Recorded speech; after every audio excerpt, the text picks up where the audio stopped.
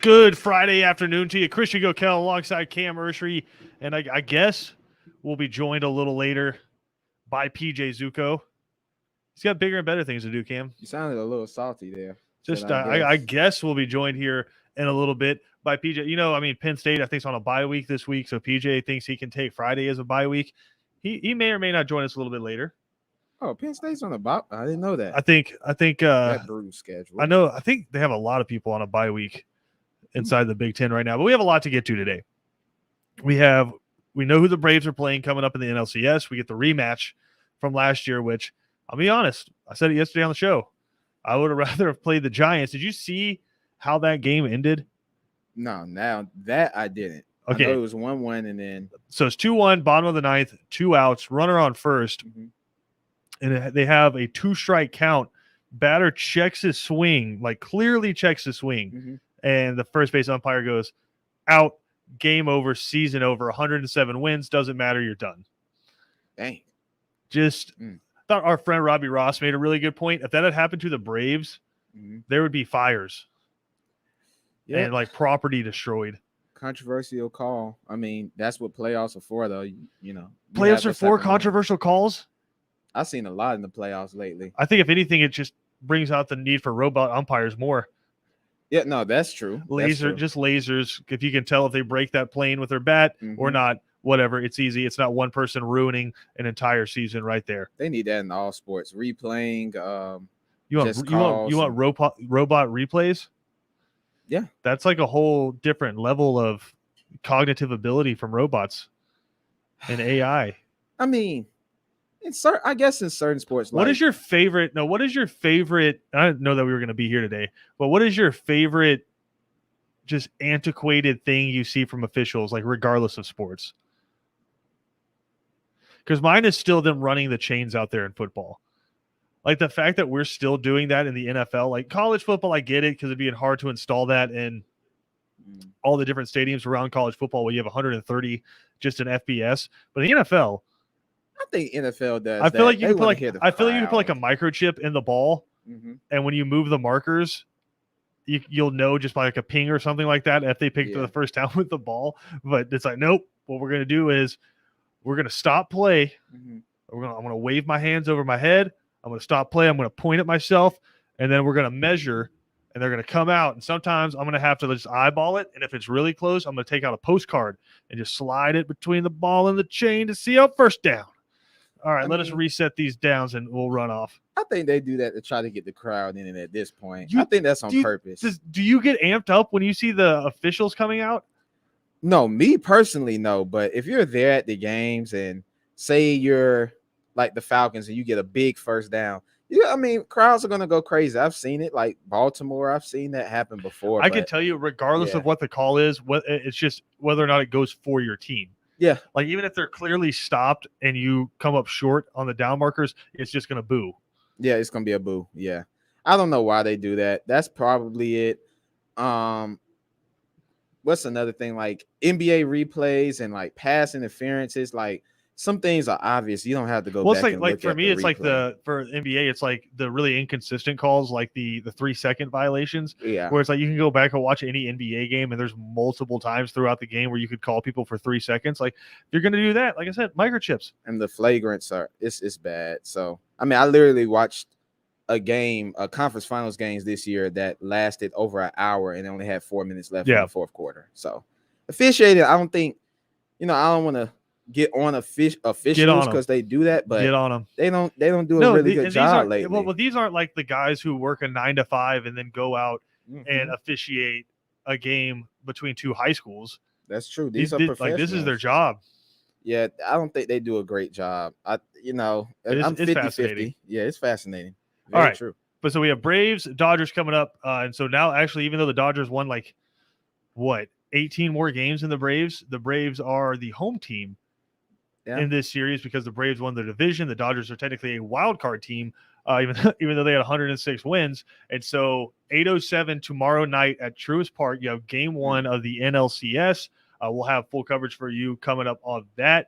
But then, of course, Cam, 3:30 tomorrow, you have number 11 Kentucky at number 1 Georgia. We get the news late last night that Tyke Smith, the transfer from West Virginia, has torn his ACL, so he's done for the season. And all of a sudden, he really hasn't played. He got his first snaps of the year last week against Auburn, and they were on special teams. Mm-hmm. And it's been Brini has stepped in, but all of a sudden you're looking at Georgia's secondary, and it is very thin right now. Christopher Smith goes out of that Auburn game with a shoulder injury. It's doubtful that he'll be able to play. So it looks like Dan Jackson, big number 47, is going to get the start at safety. Or you could slide Brini back and bring in someone else at that nickel spot. The star spot is what they call it. But this isn't Kentucky of the years past where it's Benny Snell and Terry Wilson, and they're just trying to run the ball 80% of the time and throw it every now and then. Will Levis can hurt you throwing the ball deep. Wandale Robinson can hurt you on some routes. So they have some ball players out there now that can stretch the field. I mean, LSU's defense isn't anything to write home about, but they put up 40-plus points on LSU last year. I think all of a sudden that secondary is a legitimate concern. Yeah, I mean, it's a concern, but, I mean, this is why Georgia recruit 5-star players for this kind of moment. You're out, you miss a few guys, a guy goes down, an All-American with an ACL injury, but you built this depth in the offseason with recruiting for a reason. So, me personally, you've been playing like this all year.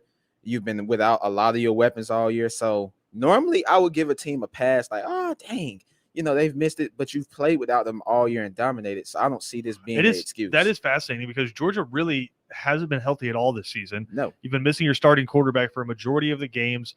You're down your number one receiver. Mm-hmm. You lost the tight end / receiver you thought you were getting in as a transfer from LSU for off the field stuff. And you're playing, like, if I told you at the beginning of the year, Ladd McConkey would be your leading receiver in the Auburn game, you're like, oh my God, things have gone off the rails. This is going to be bad. Yeah, I would tell you, I don't even know who that is at first. I mean, obviously I know who it is now, but beginning of the season, I mean, people from Savannah should know who it is because my man came down and played Jenkins in the semifinals a couple of years ago, and he was playing quarterback, and dude was nice. But I actually think he's going to be a really good receiver. He's a good slot receiver, and dude can absolutely fly. So I think he's going to end up being a good receiver. But again, at the beginning of the season, I was like, hey, going into Auburn, it's going to be Stetson Bennett, and your leading receiver is going to be Ladd McConkey.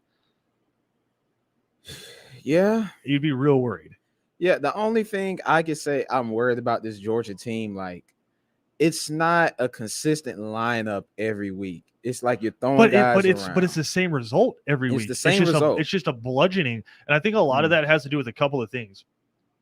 Number one, we're worried about the secondary, but I think Brooks Austin brought up a good point. Mm-hmm. You have to be able to have time to throw the football. And that's so true. Far this season, no quarterback has had time to throw the football. And then the second part is, I think we were so worried about the passing game.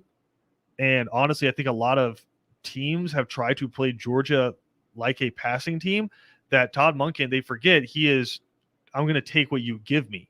Yeah. And it's been smash mouth football for the past couple weeks. You went to Jordan-Hare and ran for 200 yards. That is 1980s Georgia football, 1990s Georgia football, 2000s Georgia football, and now apparently present Georgia football is if you can run for 200 yards in a road SEC game, you're going to win a lot of football games. Doing it with fresh and legs too. I need to apologize to Zamir White because I legitimately question why he came back. And he's been playing good. Because I was like, dude, like you probably going to be third or fourth on this depth chart. And he's a grown man out there running the football right now. And he's the perfect fit at running back, I think, for the style of play they're having, which is give me 5 yards. And if you can break something else, cool. But he's gonna run between the hole and the tackles, and he's gonna smash you in the mouth, and it's gonna be hard to stop him for anything less than 4 yards. Yeah, I mean that's how they've been playing. It hasn't been like, in the past you see some of these guys run off of big plays like Chubb runs for 40, Swift runs for 40. It hasn't really been that this year. But I don't think inside of this offense, right, you're going to see a ton of runs like that because it's still under center, but teams are playing you for the pass a little bit more so now. When you saw Chubb and Michelle and DeAndre Swift breaking those runs, it's because they'd have 7-8 guys at the line of scrimmage, and as soon as you get past that, it's a foot race. Yeah, you don't really see that right now with this team. And I like how they're using the running back by committee. You see them use Zamir White on the goal line. Everybody's fresh. Yeah, they're using him more so on the goal line to get touchdowns. James Cook is kind of give you that kind of speed in the middle of the field. Kendall Milton, he's in there sometimes. So I like what they're doing. It's all running back by committee. So you got one guy getting 10 carries, 15. another 10, and that's 35 carries right there. And then you're getting 200 plus yards. Is running back by committee, fresh legs. It's hard to beat a team like that. I mean, this is the first Georgia team where I've said, I don't know if we have, how can I say, every down back, but we have definitely enough running backs to get the job done. Yeah, I mean, Zamir White can catch the football if you need him to, but I think James Cook and Kenny McIntosh are more of your guys in that situation. Kenny McIntosh has been banged up, but you really haven't noticed because, like you said, you still have the three guys with Zamir White, James Cook, and Kendall Milton. But, I mean, Cam, you are 6-0 right now. Your leading rusher in terms of attempts is Zamir White with 71. That's just over, 11 a game? Yeah, that's not a lot. So that shows you right there. Yeah, and beyond that, James Cook has 41 carries. Kendall Milton has 45. Kenny McIntosh has 29. Dejon Edwards, and kind of cleanup time, he has 27. And you see the balance, yeah. And so you have, and I want to look up Bijan Robinson's stats for Texas because you were talking about the complete. Oh yeah, it's over 100. I looked at it this morning. The complete opposite. And Kenneth Walker. I'm curious as to why you were looking up Bijan Robinson's stats this morning, but I respect that. He has 125 carries on the year. Yeah, that's more than Cook and Zamir combined. Yeah. I don't know what Kenneth Walker is. It's you are going to be fresh. And like now, if you can get through this Kentucky game, which again, Georgia's a 21.5 point favorite, which as much as we've talked about this game, which it is a big deal, right? It's huge for Kentucky. They're off to their best start since 1950 when Bear Bryant was still their head coach. This is the first time in SEC East history, two teams with 6-0 or better records have met ever, which is wild to me thinking about all those Jacksonville games between Georgia and Florida. But I guess each one or one of the other would have at least a loss. So this is the first year at two SEC East teams have played with 6-0 or better records. That's shocking. Well, it's just you got to think like even if it was like going to Jacksonville and Florida with 7-0, typically Georgia would have a loss already to a Tennessee, a South Carolina, something like that, or flip it around and Georgia's been really good, typically Florida hasn't been right there. So I mean, it's fascinating. But yeah, this is the latest undefeated matchup we've seen in terms of the schedule in SEC East history, and it's huge for Kentucky. And BJ said it might be the biggest game in the history of their program. No, it is. Yeah. I mean, this is their number 11. We know Kentucky for basketball. But I mean, there was a couple years ago where I think you had number 6 Georgia against number 11 Kentucky in Lexington, and that one was for the SEC East as well. You're right. That was 18? Yeah, 2018. 19? Yeah, 18 because Swift. Yeah, Swift was there. Yeah, I do remember that. But this is the biggest game. Georgia's number 1, and Kentucky actually has like a chance. Like, I'm not saying a chance to. I think Georgia is still going to win, but they have a chance if they beat Georgia. Georgia has to play a C game. I'll say a C game, and Kentucky has to play out of their mind. They have to play an A+ game. Yeah, that's the only way they're going to win. I got the Dogs covering as well. So, spoiler alert. We'll get our picks coming up in a little bit. But again, that's coming up this on 3:30. And then, like I said, as soon as that one's over, you start getting ready for game 1 of the NLCS with the Braves and the Dodgers. Some other really good games coming up. And actually, what we're going to do next, we will give you your TV guide for this coming Saturday. I know a lot of people out there, like me, you got the 2 screens set up at home plus the laptop. Phone, and if you really need it, the phone. You got to have the phone free to be on Twitter. That's true. So we'll get you your TV guide. We start at noon, and we get you the games and like which TV/laptop/phone you need to have them set up on, and then we go throughout the day. So we'll give you your TV guide coming up next, and also at the end of the show, we will give you our picks for the weekend coming up as well. Christian Gokel alongside Cam Ursery here on ESPN Radio. We'll be right back after this.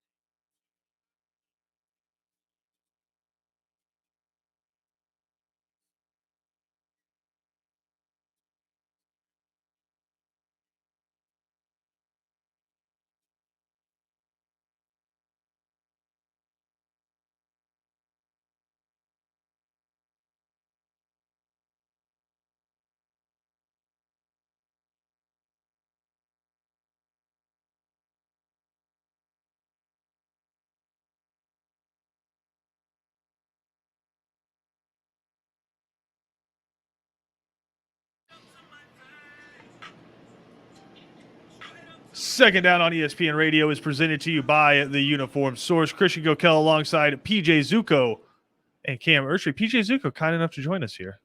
Well, hey, I've been here the whole time. What do you mean? Yeah, okay.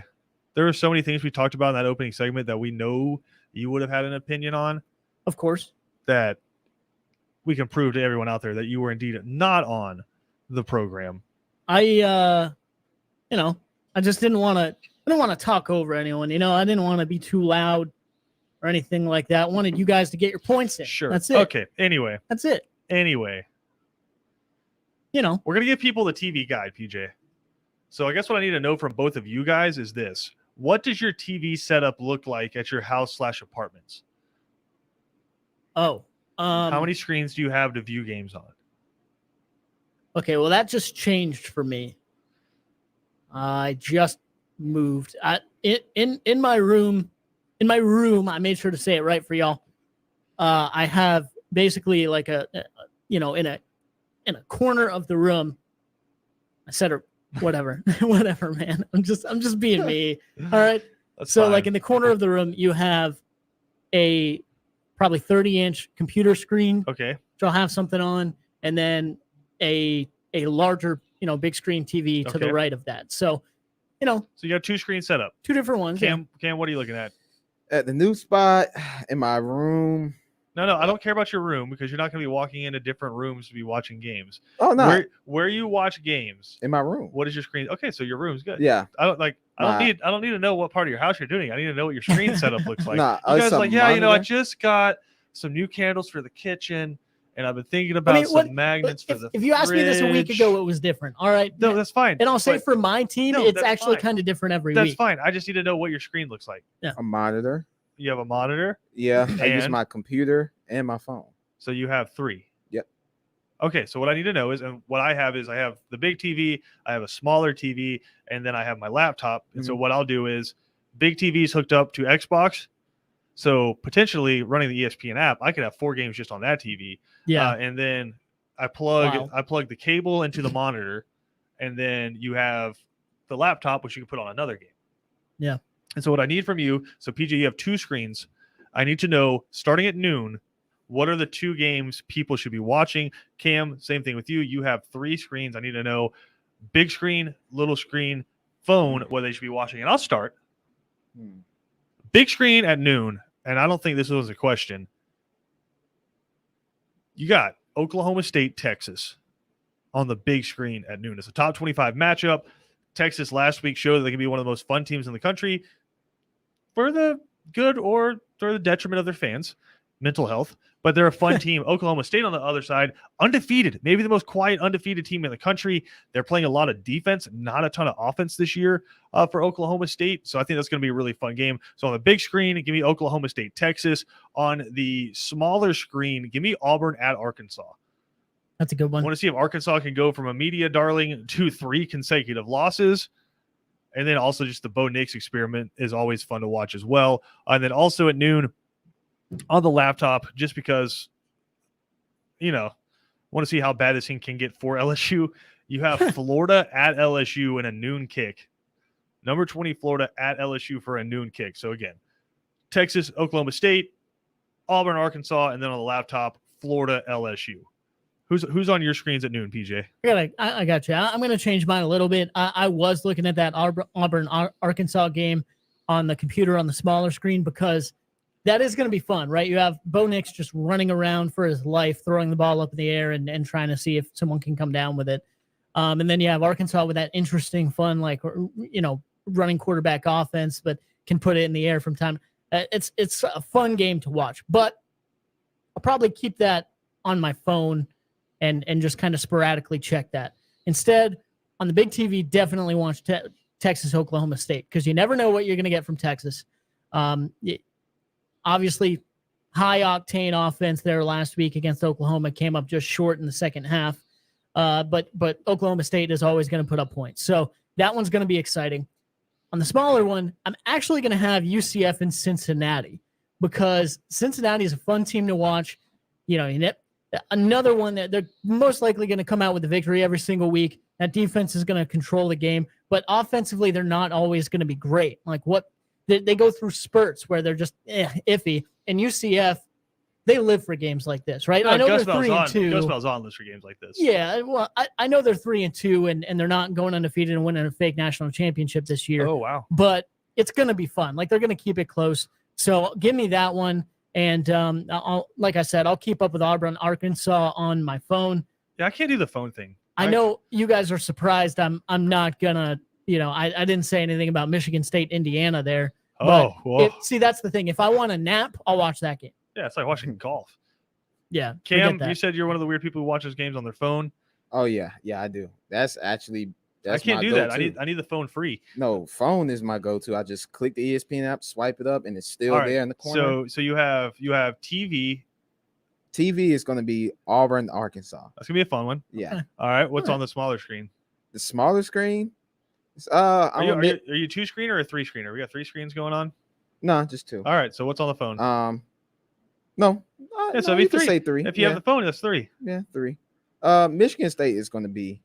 I'm a Michigan State homer. Yeah, you got a it. friend up there. Yeah, I got it. And then his friends of mine, so a be a Michigan nice- State guy. It's gonna be a nice 13-7 game. Yeah, maybe, nice little low scoring Cam game. taking a nap at noon. Yeah. And then What's on your phone? My phone, that's going to be a tough one because I would like to see Cincinnati. I want to see how they respond to UCF. I don't think that's going to be an easy game. Like 21 points, I don't think it's going to be that easy. But I would do Oklahoma State, Texas. I want to see how real Oklahoma State is. I don't know if they're going to beat Texas. Bijan Robinson is out of his mind right now. Let's Just put the it like points, that. yeah. Just the points all together, man. It is enough to pull you in. Mhm. All right, 3:30, not quite the same kind of slate as noon. I mean, obviously the big screen is Georgia, Kentucky. I think that's going to be pretty much the answer across the board. There are some other interesting games in here. I mean, you can have Miami, North Carolina is going to be a good game. For the love of God, whatever you do, don't watch Arizona, Colorado, or Vanderbilt, South Carolina. Like, for your mental health, don't do that. But I do think there is the second best game is pretty clear, and it's 2 unranked teams, but it's also for kind of the driver's seat in their division. Pitt and Virginia Tech. Yeah. You got a 4-1 team and a 3-2 team, but they're both 1-0 in the ACC. That's going to be a really good game. So that one's on the smaller screen. And then the laptop, I guess, if I need something up there. You know what? I'm not even going to say Miami, North Carolina, because no one cares. Give me UAB Southern Miss. Southern Miss isn't great, but I do like UAB. They can put up some points. They're a fun team to watch. I'll put UAB Southern Miss on the laptop. Interesting. I'll go ahead and on the big screen, I'm actually not going to have Kentucky, Georgia. And I'll give you. Are you watching Netflix? I'll give you the reason. Are reason. You finishing Squid Game? I'll give you the reason why in a second. I actually haven't started. You on that. I know a lot about that, but I actually haven't started that show yet. Going to. On the big screen, sneaky here. You didn't even mention it. West Coast versus, middle ground. Give me BYU and Baylor. Okay. Could care less. Because Baylor can put up some points.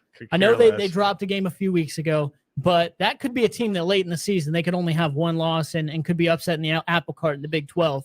And BYU is always just kind of wild story and fun to watch. So give me BYU, Baylor.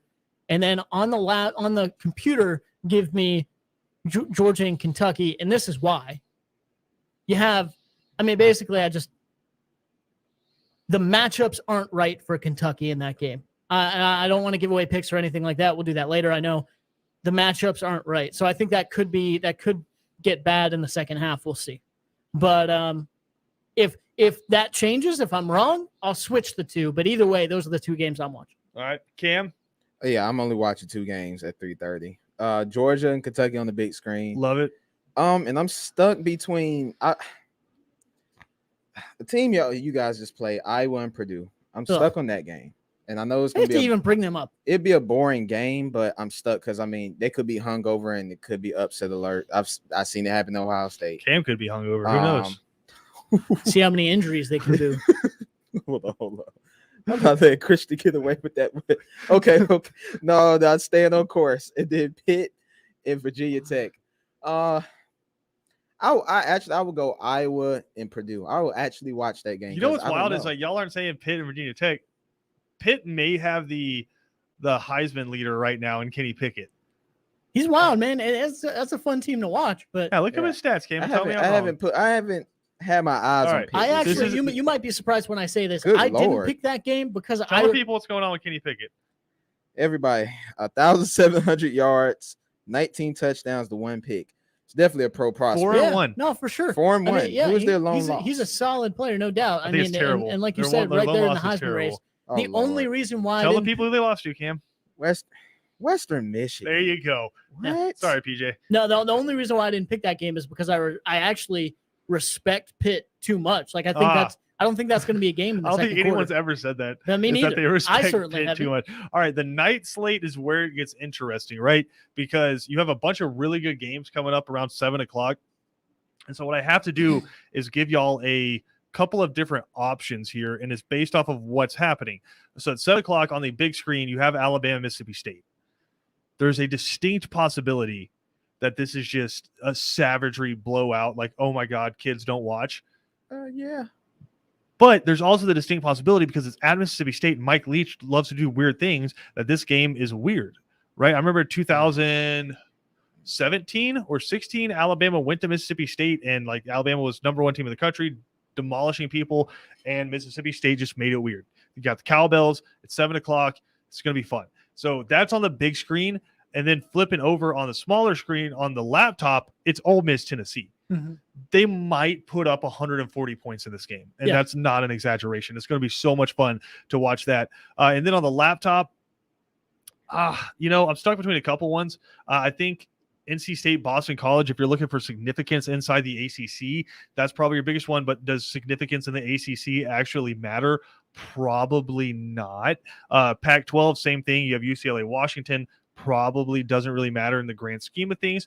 I think this could be fun for a lot of reasons, and so probably why I'll have it on the smaller screen. You got Army at Wisconsin, baby. It's going to be a 2-hour game. It's going to be, it's going to be like a running clock, but not because the score's out of hand, just because, neither team can throw, and it's going to be a whole lot of running. But here's the contingency is an hour into that slate, NLCS game 1 starts. Ooh. Nah. And so here's where I'm at. Yeah. Once 8:00 rolls around, if it's like 17-14 Alabama or Mississippi State, like right there, they're staying on the big screen. Mm-hmm. NLCS is rotating to the smaller TV, and we have Ole Miss, Tennessee on the laptop. And then if it's a blowout, Alabama's just kicking the crap out of Mississippi State. I was trying to think of like a polite way to describe it. There's no way to say it other than then that. NLCS goes to the big screen. Then we'll have Ole Miss, Tennessee, and then we'll rotate probably between NC State, Boston College, and Army, Wisconsin, just in case Army decides to do something weird in that game. Those are all good points for sure. If Wisconsin does what they need to and gives the ball to that running back, then like you said, that'll be that. I know what you're saying about the Alabama Mississippi State thing, but I cowbells, PJ. I'm happy the power that of the cowbells. I'm happy that one starts at 7 because by 7:30 when the other ones start, it could be over. Just with what you got there. So I'll watch that one on the big screen for the first 30 minutes, and then without a doubt, it's switching to Ole Miss, Tennessee. I am so on board with this matchup. I can't wait. I got my popcorn ready. I'm good to go. I'm throwing like M&Ms. Here's in that what's thing. so lame about this go. Alabama Mississippi State game, because here's So what's excited for probably that game. going to happen is it could be a fun game, but I feel like Alabama isn't going to risk anything weird happening, so they're just going to turn around and hand the ball to Robinson and just bludgeon Mississippi State in the face repeatedly, and nothing weird's going to happen, and they're going to win like 28-6 or something like that, just because they don't want to do anything to where they put it the game in fate's hands, right? They're just going to sit there and bludgeon Mississippi State. I hope that doesn't happen, but I feel like that's going to happen. No, I think they're going to do that. They're going to control the ball, the time of possession, and Mike Leach in that offense that can score 60 points. Like the over-under is 58. I would probably take the under in that game. Absolutely, I would absolutely, because I think that the defense is going to. All right, sorry. So what's on the TVs? Go. The only reason why I'm putting the TV is Ole Miss, Tennessee, without a doubt. Like that's going to be amazing. I think that might be like 72-69 or something, and I can't wait for it.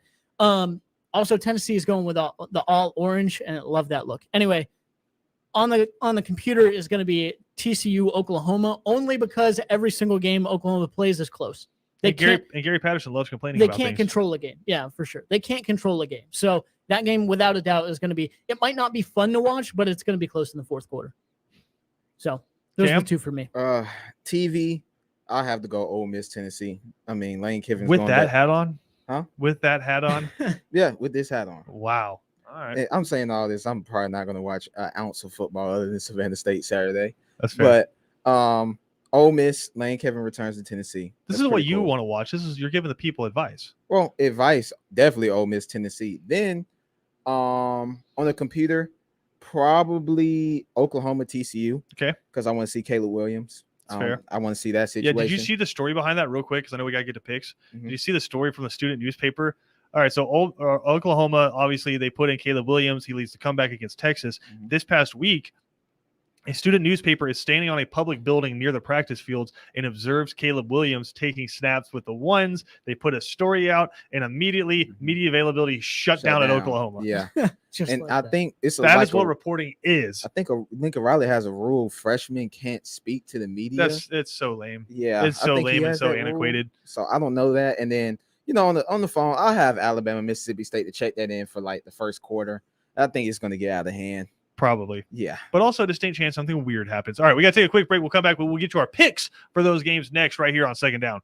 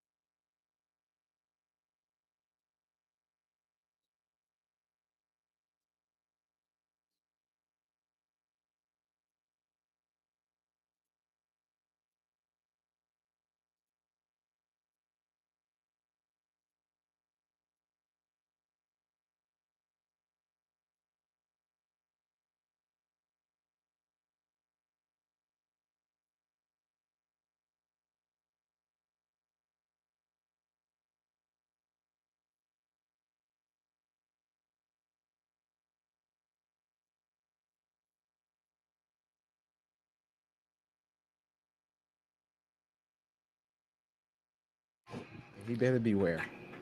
Got our picks for the weekend coming up. Updated standings real quick, just for the show, because we're not going to talk about Cody with his huge lead right now.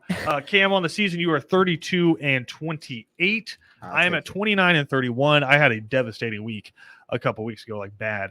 But we're going to bounce back. PJ, you're at 27-33.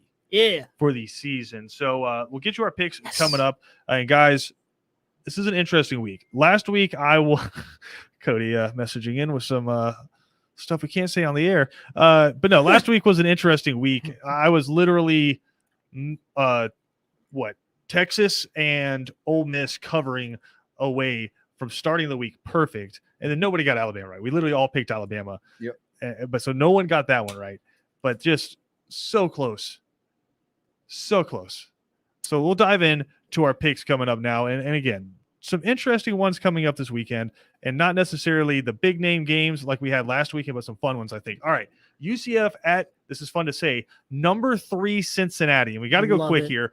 Cincinnati is a 21.5-point favorite. Yeah, I think that's too much, especially with, Cincinnati can control the game defensively. That offense can be a little sporadic, though. And UCF is always into these games. So definitely closer than that. Give me UCF. Let me get the national champs, UCF. Former national champs. Yeah, I'm going to rock with UCF, too. I think that 21.5 is a lot of points. Cincinnati's offense hasn't been great this year, even though they looked really good against Temple. Yeah. Really good. But it's a rivalry game. I think it's going to be closer than that. All right. Number 12, Oklahoma State at number 25. Texas is a 4-point favorite over undefeated Oklahoma State at home. I totally get the respect for Texas and their new look offense and Robinson and what he's able to do there at running back. But put some respect on Oklahoma State, man. I think they outscore Texas and win this one. Nah, I think Texas. I think Bijan Robinson is a big part. They played well last week, even though they lost. Surprised me, so give me Texas. The offense played well. Defense yeah. did not. Because it's at home, and I don't think Oklahoma State, which is wild to say, can score enough points. I'm going to rock with Texas at home. All right. This is another fun one. Auburn at number 17. Arkansas. Arkansas is a 5-point favorite at home. Yeah, give me Arkansas. Razorbacks. Bounce back. Pig Suey? Pig Suey? I don't know what that is, but I'll take Razorbacks. What? How are you going to roll with Arkansas? You know what Pig Suey is. Man, this one's going to be tough for me. I think Auburn does get the win on the road in this game. All right. Okay. Number 20, Florida. They are 11.5-point favorites in Death Valley. It's a noon kick, though, against LSU. Yeah, I think Florida beats LSU in a big way for all the same reasons that Kentucky just did. I think very similar teams and with what they try and do, and LSU is not going to be able to slow down their running game. Oh, yeah. Give me Florida. I lost all faith in LSU. Yeah, LSU, Eli Rick's done for the year. They're losing a ton of players. I think they have like 60 scholarship players for this game. So, yeah, I'm rocking with Florida in this game, setting up a big game in the cocktail party in a couple of weeks. All right, Pitt, we talked about this one already. They are 5-point favorites on the road at Virginia Tech in a really important ACC game. I know they're 5-point favorites. I believe in this offense, and I know Virginia Tech's solid on defense and can slow them down. But, man, give me Pitt. I think they're going to run away with this one, actually win by like 20. You guys changed my mind. I didn't know Pitt's quarterback was that good. You say you're going to Kenny Pick'em? Kenny Pick'em. Oh, wow. Yes, give me Pitt. Okay. Yeah, I'm rocking. Is that what we're doing now? That's exactly what we're doing. All right, I'm rocking with Pitt in this one. All right, this is my favorite part of the week. We give a big spread for the Georgia game to PJ and see how he reacts. Number 11, Kentucky at a banged-up number 1, Georgia. Okay. Georgia is a 21.5-point favorite at home in Athens. This is a 3:30 kick. And with former Penn State quarterback Will Levis. Listen, your brother's on Twitter, like retweeting pictures of Will Levis saying, "I miss you." Yeah, as he should, Okay, 21 backup quarterback, 21 passes and 34 yards last week at Iowa. Okay, why would he want to back up a one-loss team when he could be leading a 6-0 team? Anyway, like I said, the strengths of Kentucky play right into the strengths of Georgia, and I think Georgia again runs away with this one. Not saying Kentucky is a bad football team, but Georgia's that good. And they're going to slow down the run game. I don't think Will Levis, as much as I appreciate what he did at Penn State, I don't think he can take over the team against the number 1 defense in the nation. And that offense for even if Kentucky slows down the running game a little bit, just quit yelling at me. Even if Kentucky slows down the run game for Georgia, I think Stetson has enough to push over the edge with the passing game. The Bennett and McConkey connection. Georgia big. Yeah, give me Georgia. I think they're going to stop Kentucky. Kentucky's offense isn't nothing to really brag about, but definitely give me Georgia. Kentucky was my preseason pick to finish second in the SEC East. Okay. They are well on their way to getting there. I do think they remain second place in the East after this weekend, and I do think Georgia covers. So give me the Dogs at home. All right, Alabama. Nick Saban has only ever lost regular season games back-to-back once in his tenure at Alabama. Can Mississippi State make it happen? Alabama is a 17-point favorite on the road. Absolutely not. All right. Absolutely. Well, I think the defense controls this game. Like you said, the running game takes over for Alabama, and they win by 20 or 25. Alabama by 30. Alabama's Alabama, and Alabama's number 5. 45-15. 45-14. Yeah, I think they're just going to bludgeon Mississippi State. I hope I'm wrong, but I just don't think this one's close. Give me Alabama. All right, TCU at number 4, Oklahoma. Oklahoma coming off that big win in the Red River. He did it. Red River rivalry. We got him. Shootout rivalry. They're 13.5-point favorites at home. Now, like I said, every game Oklahoma plays is close. I know they got the new quarterback Williams in there, and I think that is a smart choice. But still think TCU is going to play him close, and I'll go with TCU. What's the spread? 13.5 points, 2 touchdowns. Oklahoma wins 31-14. I think Oklahoma's going to decimate TCU. It could be wrong. Been wrong before. Been wrong a lot, actually. But I think Oklahoma's going to win this one by a lot. Number 13, Ole Miss, 2.5-point favorites at Tennessee. Like PJ said, that could mean 63-60. Yeah, exactly. I think this is going to be like 72-69. Watch it's going to be lame and be like 31-27. Right, it's going to be terrible. Yeah, Ole Miss, still covers but wins close. I actually think Ole Miss is going to assert their dominance. I got them by a touchdown or 2. Interesting. Yeah. On the road at Rocky Top, I think Tennessee might be the hottest team in the SEC. As crazy as it sounds, is Georgia's kind of just been steady. You know, I'm not saying they're the best team in the SEC. I'm just saying they're the hottest team in the SEC right now. That offense is cooking. Ole Miss's offense is obviously right there as well. Well, as wild as last week, they ran the ball against Arkansas. Over 300 yards on the ground against that Barry Odom Arkansas defense. I think Ole Miss wins this game. 2.5 is really close to me. So I think Ole Miss covers that point spread, but maybe it is 3. Right? Maybe it's just a field goal or just 3 extra points or something like that, because who knows if they're actually going to kick a field goal in this game. But that's going to be one of the more fun games of the season, which means, like I said, it's going to be like 27-10 or something lame like that. All right. Number 22, NC State. They are 3-point favorites on the road at Boston College. Fun fact, NC State is ranked this week. Clemson is not, and Clemson's playing tonight. Yeah, it's so weird. And that I mean, that's a good description for this game too. It's just an odd one. I know I've said I believe in this team. I believe in that. I don't believe in the Fighting Dave. I don't believe in any of these teams. Who knows who's going to show up. So, I mean, I'll go with NC State. I believe they have more talent on their side of the ball, but who knows? Boston College, they almost beat Clemson, had a close game. NC State did beat Clemson. Oh, yeah, but Boston College had their backup quarterback and went on the road. Okay, all right. So, but they're at home now. So, give me Boston College. I was gonna say, give me Boston College because they're at home, and also because the ACC can't get out of their own way. I think it all kind of just circles around. So we'll get the picks from the 3 and Out guys as well. You can find them on all of our social media pages coming up tomorrow. Just like Kevin says, guaranteed to be wrong. And you can see and laugh at how wrong we are, and you can laugh at BJ for picking a team against Georgia like we've done every week. Because my favorite part of the week is going on Instagram and just seeing people dragging BJ, because he's usually the only person that goes the other way against Georgia in the spread. So go online, follow all of that. We'll take a quick break here. We'll come back, wrap up Second Down right here on a Friday afternoon.